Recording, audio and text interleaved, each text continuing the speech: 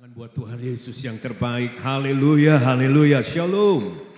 Izinkan saya menyampaikan salam dari Gembala Pembina dan Rayon 2, yaitu Bapak Pendeta Insinyur Niko Nyoto Raharjo. Dan sukacita saya bersyukur kepada Tuhan karena tahun lalu Tuhan beri kesempatan saya ada di tengah-tengah jemaat yang luar biasa. Dan pagi hari ini kembali Tuhan izinkan untuk mengalami hadirat Tuhan selama beberapa hari ini saya bersama-sama saudara, dan terima kasih untuk Bapak Gembala, Bapak Dr. Franz, Ibu dan teman-teman. Ya, sebab saya merasakan feel at home ada di Kupang. Kupang adalah my second home. Tepuk tangan yang paling meriah buat Tuhan Yesus. Baik, sebelum kita menerima pesan tema firman Tuhan, saya ingin share ada 3 ayat yang saya dapatkan ketika saya sedang berdoa di Menara Doa. Ayat pertama ada di kitab Ulangan pasal 34 ayat pertama. Bapak Ibu, saat itu Musa naik ke atas puncak Pisgah, merupakan pegunungan Nebo. Setelah dia naik, ternyata dia dibukakan oleh Tuhan untuk melihat the promised land. Dia naik, maka dia dibukakan untuk melihat apa yang tidak bisa dilihat oleh mata jasmani. Tapi Musa melihatnya dengan mata iman, the promised land. Nah, satu ayat lagi dalam Matius pasal 17 ayat pertama. Matius 17 ayat pertama. Sama, Yesus membawa naik 3 orang murid. Petrus, Yakobus, Yohanes.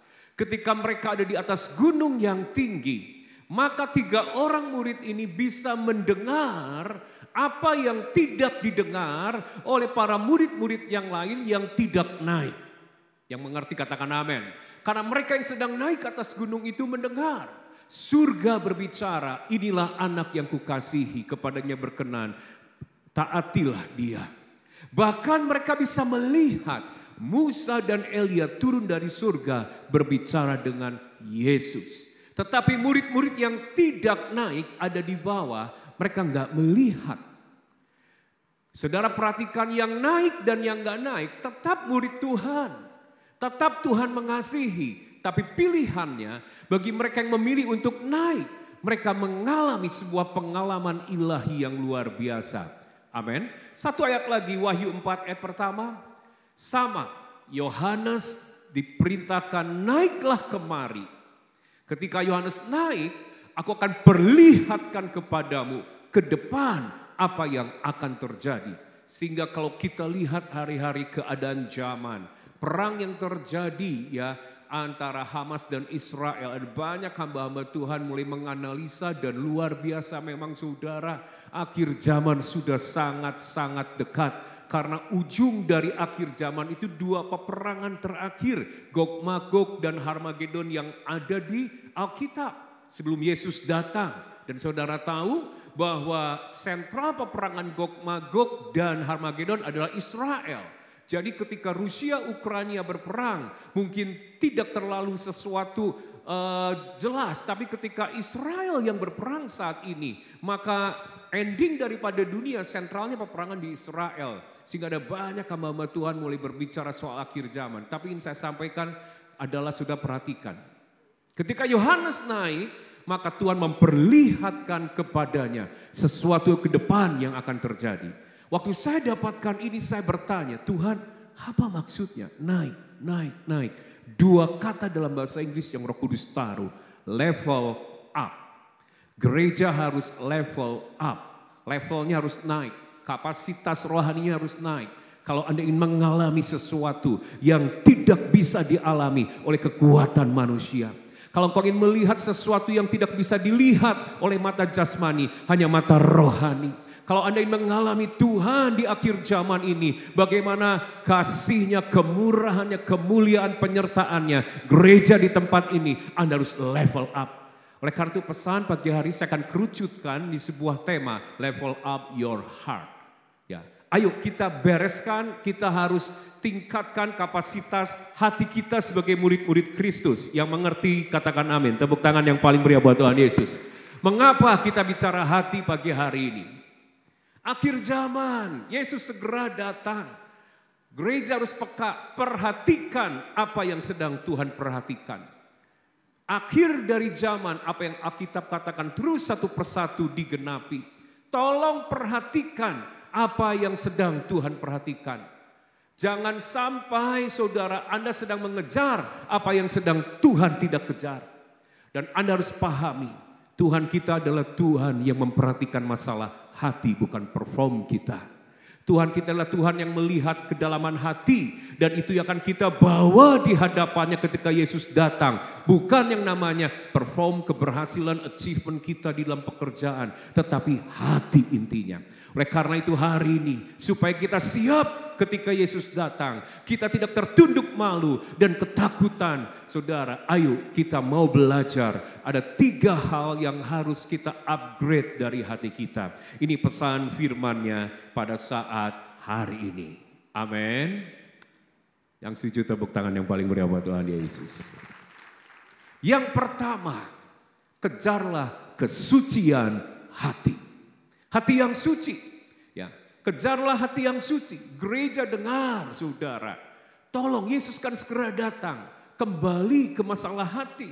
Kejarlah hati yang suci. Matius 5 ayat 8. Alkitab berkata, berbahagialah orang yang suci hatinya, karena mereka akan melihat Allah. Yesus segera datang, saudara. Yang bisa melihat Tuhan bukan yang sudah bekerja banyak bagi Tuhan. Catat baik-baik. Matius 7 ayat 22 sampai 23, enggak usah dibuka. Tuhan pernah berkata, engkau mengusir setan demi namaku. Engkau menyembuhkan orang sakit demi namaku. Engkau bernubuat demi namaku. Tapi aku tidak mengenal engkau. Enyahlah. Jadi yang bisa melihat Tuhan, catat. Bukan yang jaminan sudah bekerja banyak bagi Tuhan. Kalau hatinya enggak suci. Tapi yang bisa melihat Tuhan, orang yang suci hatinya. Tepuk tangan yang paling meriah buat Tuhan Yesus. Apa standar suci ini? Dalam bahasa aslinya menggunakan kata kataros, suci ini. Murni tanpa cacat. Murni tanpa noda. Perhatikan, tolong cek hatimu. Kalau ada iri hati saja, hati kita sudah ternodai. Halo, jemaat Tuhan. Kalau ada pahit aja, ciri orang pahit itu gampang, saudara. Masalahnya sudah terjadi lama, diungkit. Masalahnya terjadi sudah lama, tapi responnya, reaksinya terus ada sampai saat ini. Orang yang pahit hatinya. Walaupun dia orang Kristen, walaupun dia pendeta, hatinya kotor, saudara. Najis, kenajisan sama. Ingat, standarnya saudara, Yesus itu belum berbuat. Belum melakukan hubungan zina. Baru berpikir aja memandang wanita, hatinya sudah kotor. Anda belum membicarakan orang di depan mukanya. Baru Anda ngomongin dalam hati, hati kita sudah kotor. Saudara, baru berpikir buruk tentang seseorang, berprasangka buruk, hati kita sudah kotor. Hari-hari ini saudara, ayo kita harus banyak meminta, perhatikan. Sebab mengapa? Orang yang masuk dalam hadirat Tuhan, orang yang senang untuk dekat memuji menyembah Tuhan, orang yang sungguh-sungguh mengasihi Tuhan Yesus hari ini, lebih dari dunia, lebih dari kesuksesan, lebih dari harta kekayaan, orang yang mengasihi Tuhan lebih dari segala-galanya, itulah yang bisa membuat hatinya beres. Tepuk tangan yang paling meriah buat Tuhan Yesus. Mengapa? Saudara bayangkan, kalau ini semua nggak ada lampu ya, gelap total. Saya melihat nggak ada jendela apapun. Wah, ini luar biasa ya saudara. Untuk puppet show ya, Tasikmalaya punya glow in the dark puppet show, butuh yang namanya tidak ada cahaya masuk, dan saya rasa ini cocok Pak Dokter. Ya harus ada untuk menjangkau generasi ya. Kita punya puppet di tengah gelap tapi glow in the dark saudara ya. Dan ayo kita bayangkan ini gelap. Bapak Ibu, Anda nggak bisa mengusir gelap. Mau pakai apa ngusirnya? Nggak bisa. Tapi satu cara yang kita bisa mengusir gelap, kita nyalakan terang, 1 lampu, 2 lampu, hadirkan terang. Dan sumber terang dunia, Yesus berkata, akulah terang dunia. Ketika Anda semakin sungguh-sungguh mengasihi Tuhan, semakin mengutamakan Tuhan Yesus, semakin menyenangkan hati Tuhan, terang itu ada dalam hati. Maka terang itulah yang akan lambat laut membersihkan kegelapan dalam hati kita. Tepuk tangan yang paling meriah buat Tuhan Yesus. Saudara, ayo apa yang harus dilakukan lagi untuk kita sebagai murid-murid Tuhan. Supaya hati kita suci. Kesucian hati adalah sebuah standar yang harus kita upgrade dalam diri kita. Dengar, gereja Anda harus berani melepaskan topeng kemunafikan. Terlalu banyak saudara di gereja, anak orang Kristen yang mengaku Kristen menggunakan topeng kemunafikan. Gereja yang murni adalah gereja yang bersih. Percuma bangunannya bersih, toiletnya bersih. 5 star bintang 5. Pakai AC saudara, nyaman orang bertahta di atas toilet begitu berlama-lama saudara, apalagi wifi-nya kuat. Percuma karena gereja yang bersih adalah gereja yang berani melepaskan topeng kemunafikan. Tidak boleh kita bermuka dua. Munafik dari bahasa aslinya berarti berpura-pura. Ada banyak orang Kristen punya kehidupan ganda. Kehidupannya apa? Ada church life, kehidupan di gereja. Kalau di kehidupan di gereja, wah wajahnya kita permak ya. Semuanya tersenyum. Nada ngomongnya pun, saudara kita atur. Dari nada C misalnya, shalom, apa kabar? Bisa overtone gede, shalom, apa kabar? Padahal di rumah ada family life. Dia baru teriak kayak Tarsan kepada pembantunya. Bibi, mana kopinya? Baru di rumah suami bentak-bentak istri. Lama banget sih lu.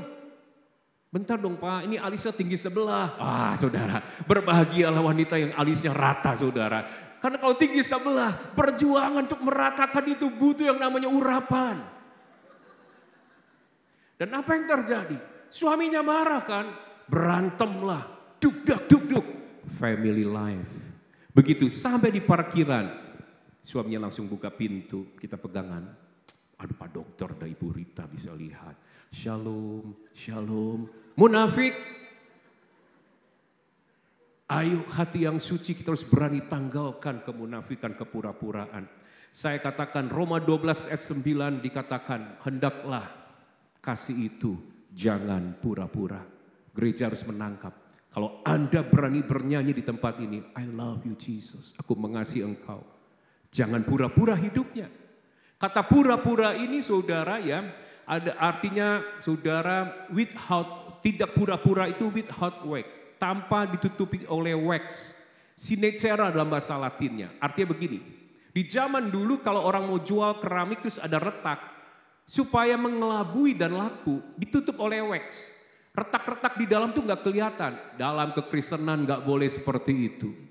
Nggak boleh seperti itu saudara, artinya apa? Jangan sampai di gereja kita mengangkat tangan, di luar masih hidup dalam dosa, itu munafik. Jangan sampai saudara di gereja kita terlibat melayani, tapi di luar bisnis masih berbohong, saudara, itu munafik.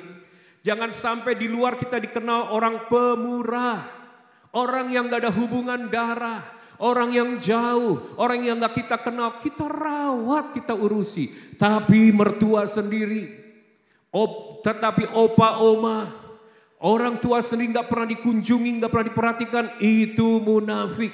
Jangan sampai kita melakukan banyak pelayanan sosial, tetapi keluarga kandung, saudara kandung gak pernah kita urusi, itu pun munafik. Dan dengar, kebohongan, kenajisan, ketidakjujuran, ketidakbenaran, jangan ditutup-tutupi. Karena kenapa? Ibadahmu hari ini gak bisa menutupinya. Karena kenapa? Persembahanmu hari ini gak bisa menutupinya.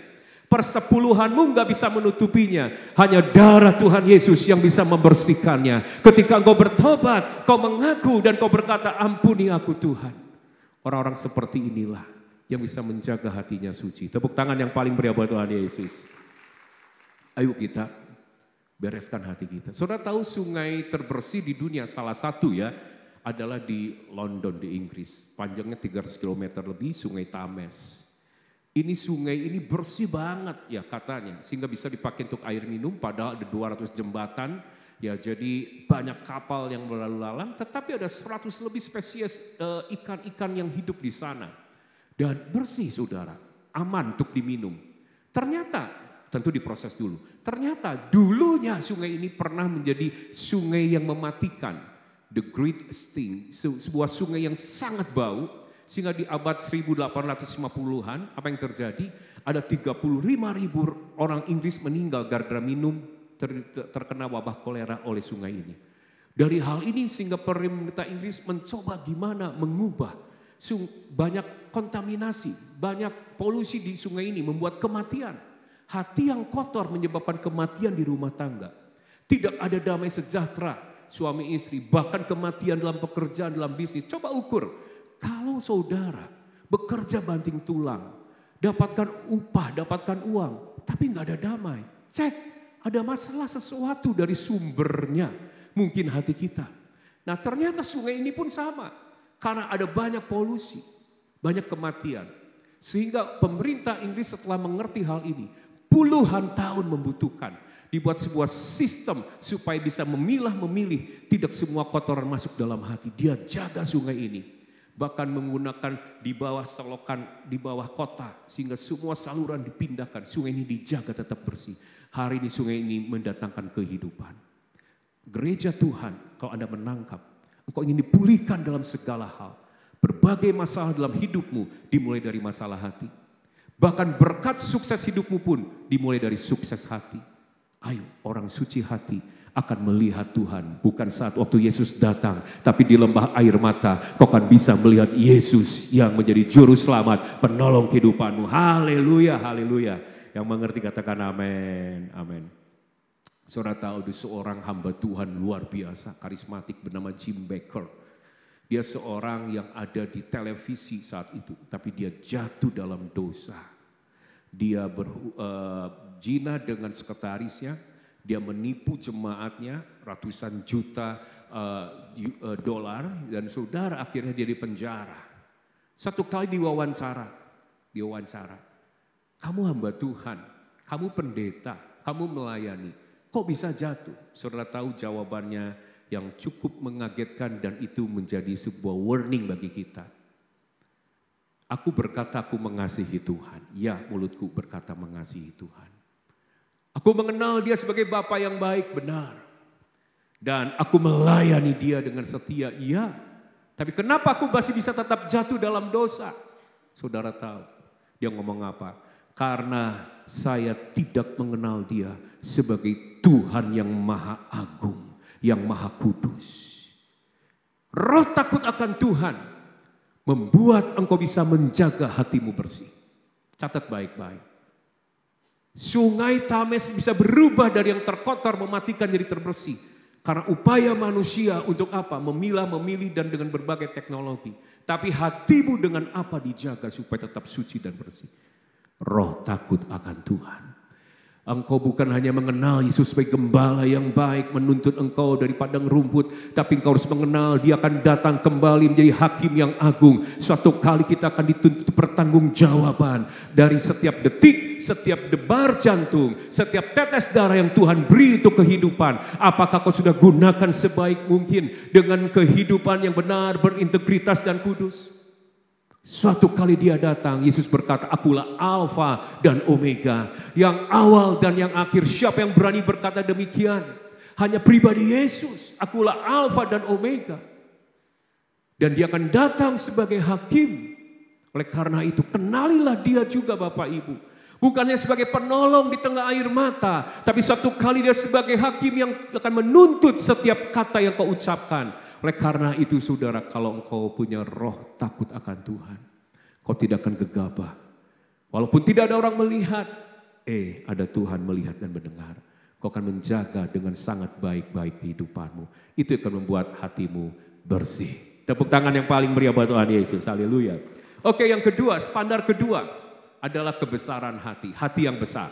Yang pertama hati yang suci. Yang kedua, murid Kristus, Yesus akan segera datang, hatimu harus di-upgrade, hatimu harus menjadi hati yang besar. Amin.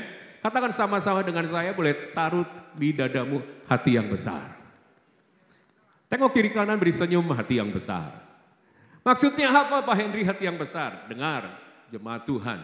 Orang murid Kristus yang punya hati yang besar adalah murid yang berani melepaskan hak. Berani melepaskan haknya. Jauh kebalikan dengan orang dunia.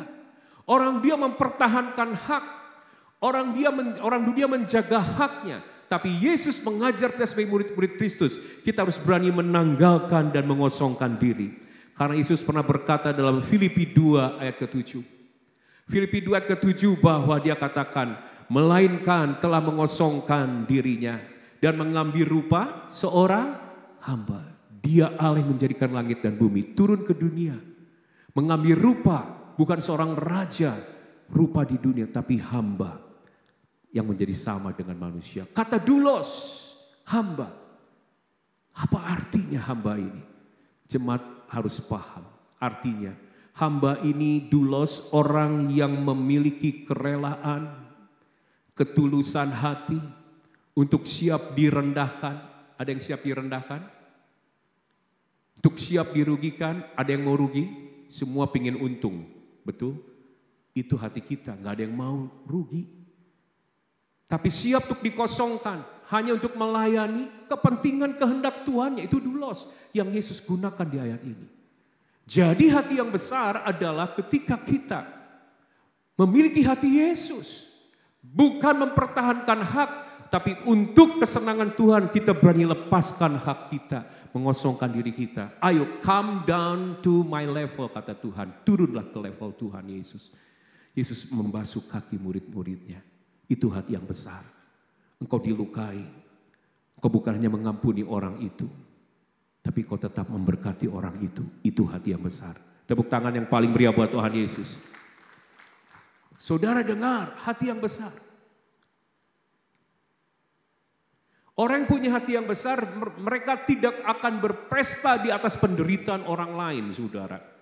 Saya katakan demikian kenapa? Ada seorang sastrawan bernama Charles Dickens, dia berkata, ada orang yang menjadi besar dengan cara mengecilkan orang lain.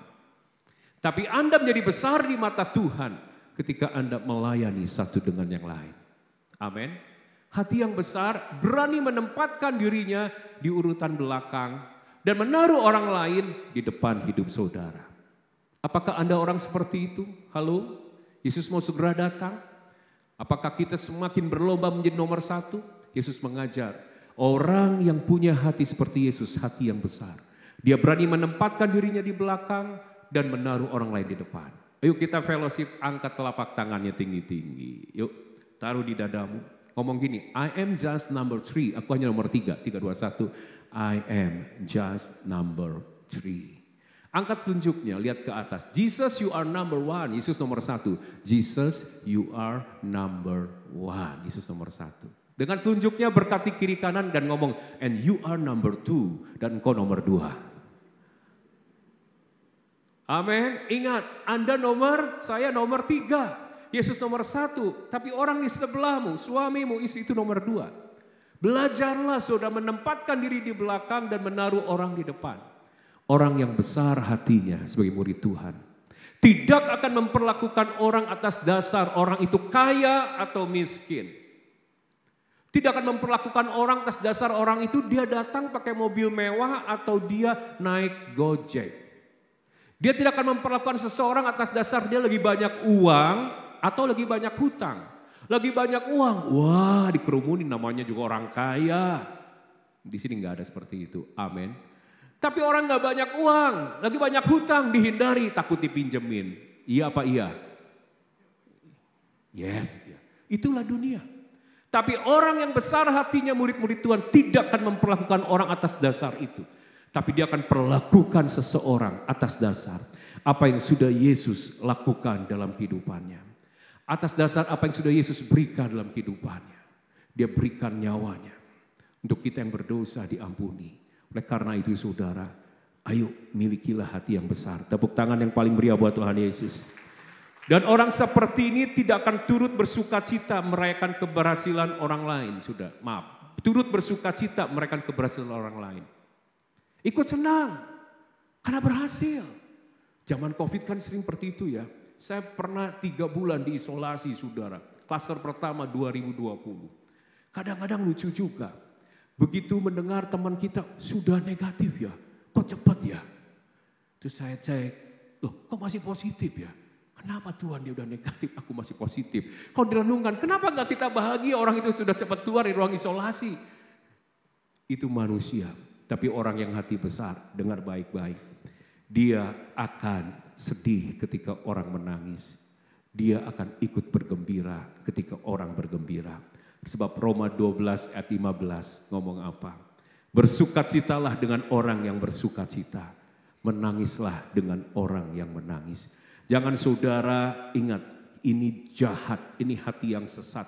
Saudara, ketika kita menyukurin, gak ngomong cuma dalam hati syukur. Orang itu jahat sama saya dulu, sekarang lu tuain lah apa yang kau lakukan. Gak boleh saudara. Walaupun orang itu sudah berbuat jahat dalam kehidupanmu, hatimu harus tetap dijaga untuk besar di hadapan Tuhan.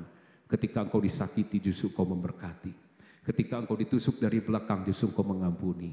Sebab orang seperti inilah yang siap mempertanggungjawabkan di hadapan Tuhan. Tepuk tangan yang paling meriah buat Tuhan Yesus. Haleluya. Ada contoh yang baik loh hati yang besar itu. Dia rela menjadi nomor 2 dan orang nomor 1. Siapa di Alkitab contoh yang baik? Yonatan. Yuk saya akan baca buat saudara ya. 1 Samuel 23, 17. Ya. Yonatan itu anak Raja Saul. Harusnya anak itu berhak jadi raja. Tapi tiba-tiba Yonatan yang gak pernah mungkin mengalahkan ribu laksa-laksa prajurit tapi besar di mata Tuhan karena hatinya. Kenapa? Dia ngomong gini, janganlah takut.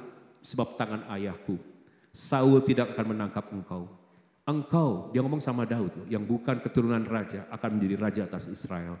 Aku akan menjadi orang kedua di bawahmu. Wow, Yonatan. Nah, orang Kristen dengar. Saya percaya orang yang punya hati besar, dia akan lakukan sesuatu yang mungkin tanpa reward, tanpa pujian. Sesuatu yang orang lain nggak mau ada di sana karena itu ada pekerjaan yang nothing, bukan apa-apa. Tapi kalau engkau melakukannya, engkau tidak merasa terhina. Tapi juga sebaliknya, ketika engkau melakukan sesuatu yang membuat orang decak kagum dan bersorak-sorai, engkau nggak merasa sombong. Satu kali ketika akan ibadah sore hari di Tasikmalaya jam 5, entah kenapa saya datang jam 3 sore. Nah Bapak Ibu, waktu jam 3 sore waktu saya akan naik, saya pencet lift. Di gereja belum ada siapa-siapa, full time belum ada, office boy belum ada, semua belum ada, cuma satpam di depan. Saya pencet lift. Tiba-tiba saya mendengar di sebelah lift gereja ini WC jemaat. Ada suara ribut di dalam. Rok, rok, rok, rok. Saya kaget. Ada apa? Jadi saya lihat WC jemaat dan saya lebih kaget. Karena saya melihat sepasang suami istri sedang berlutut dan membersihkan WC jemaat. Saudara, waktu itu saya lebih kaget karena orang ini bukan pengerja, bukan full time. Dia jemaat di zaman itu dan dia ada seorang komisaris dan sekaligus direktur utamanya dari sebuah pabrik besar, karyawannya 2.000 orang lebih. Saya sangat kaget. Pak, ngapain? Dia lebih kaget karena dia ingin lakukan sesuatu itu untuk Tuhan. Enggak ingin dilihat oleh orang. Tapi saudara, sampai hari ini, saya sebagai bapak rohani yang enggak sempurna, selalu teringat dengan apa yang dilakukannya.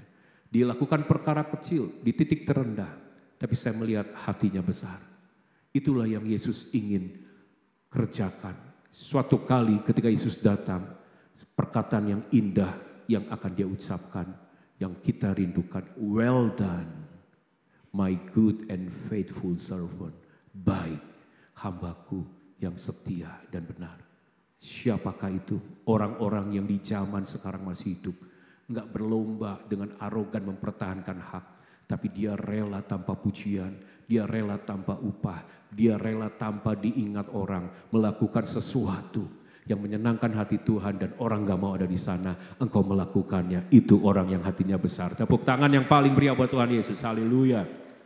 Oke, kita akan lihat yang ketiga, yang terakhir ya. Kita harus mengupgrade hati kita. Hati yang suci, hati yang besar. Dan yang ketiga, hati yang teguh. Keteguhan hati.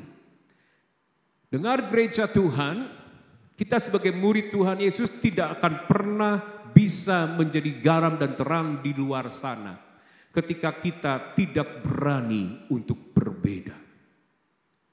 Maksudnya apa Pak Henry? Iya, perbedaan akan membuat daya tarik. Betul enggak? Contohnya gini, semua di sini kita pakai seragam putih hitam.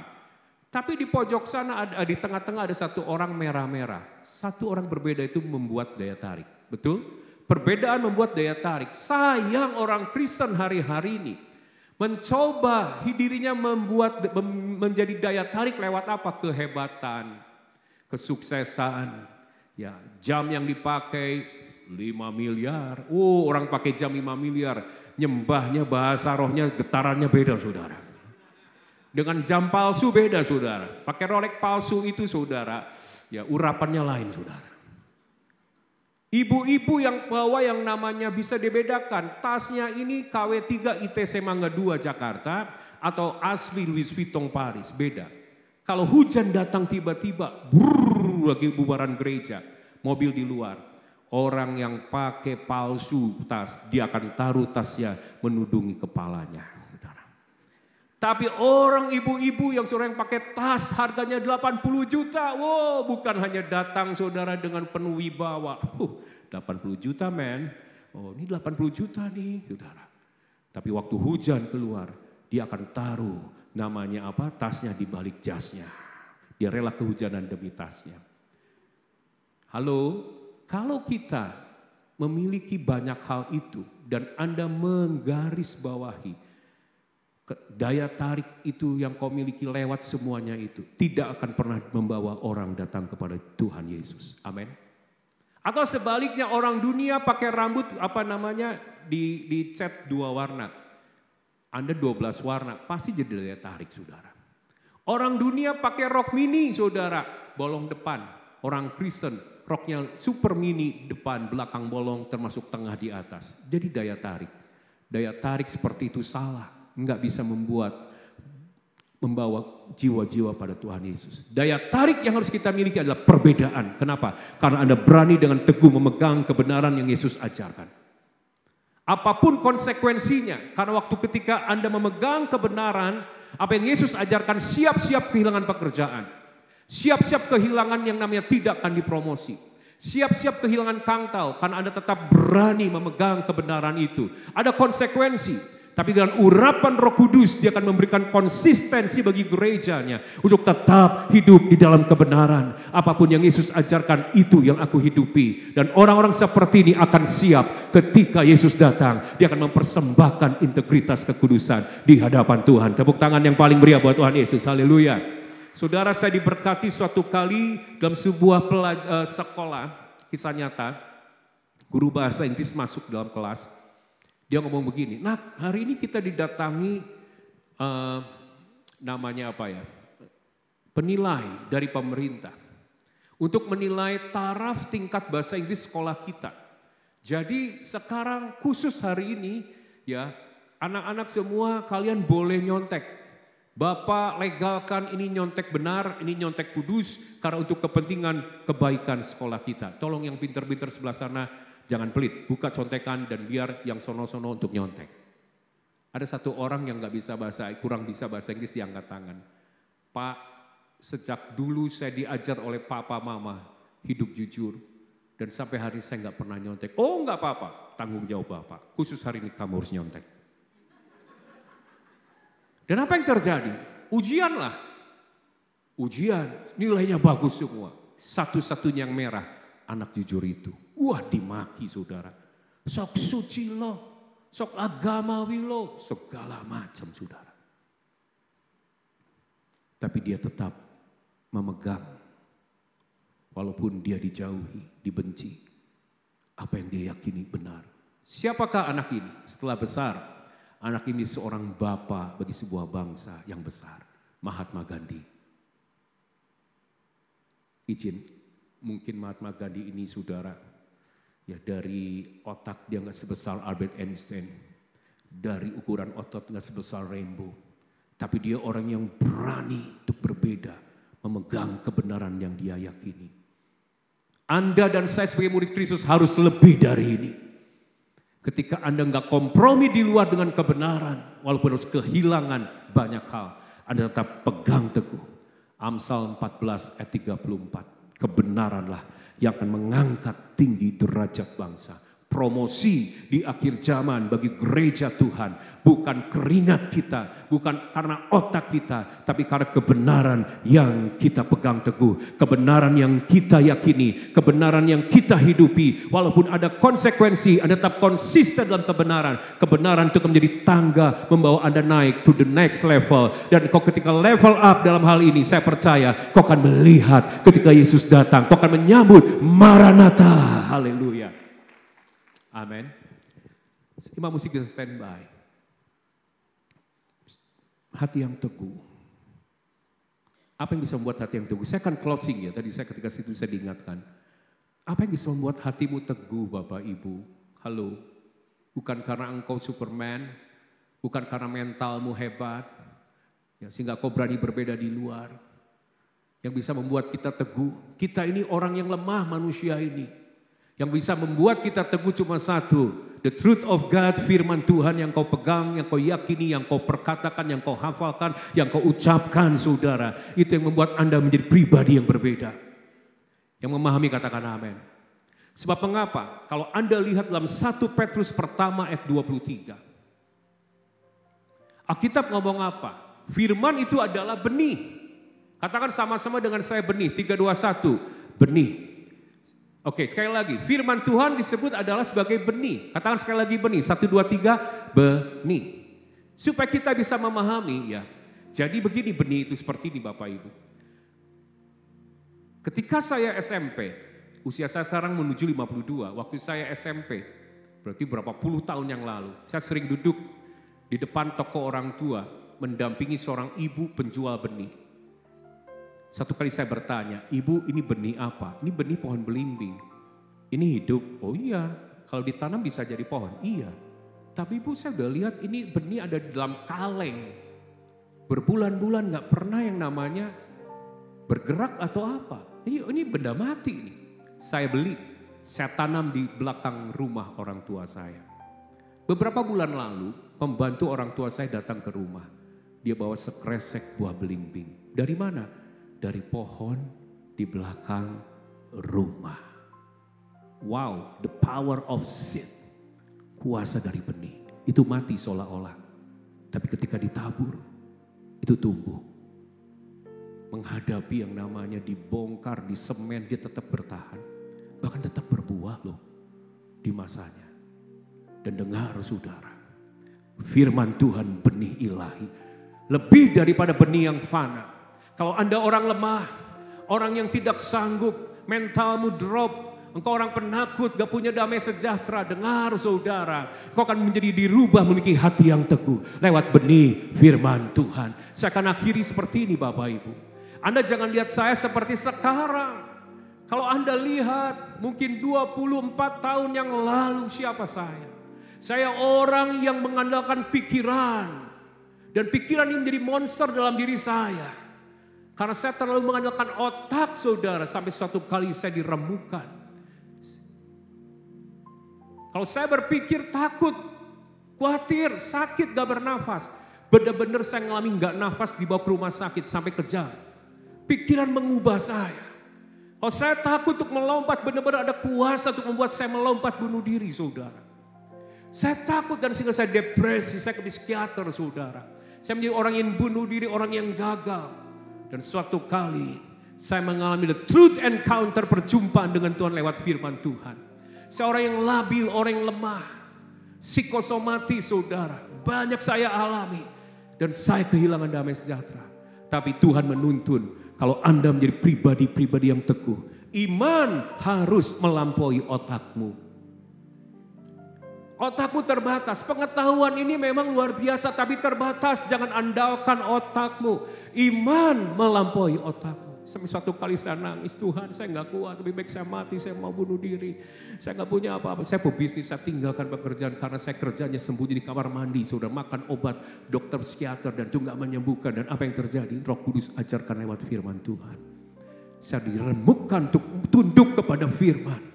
Sehingga pekerjaan saya setiap pagi adalah menghafal ayat, melihat cermin firman Tuhan. Saya katakan 2 Korintus 5:17, di barang siapa dalam Kristus ciptaan baru. Oh, Henry yang lama sudah berlalu.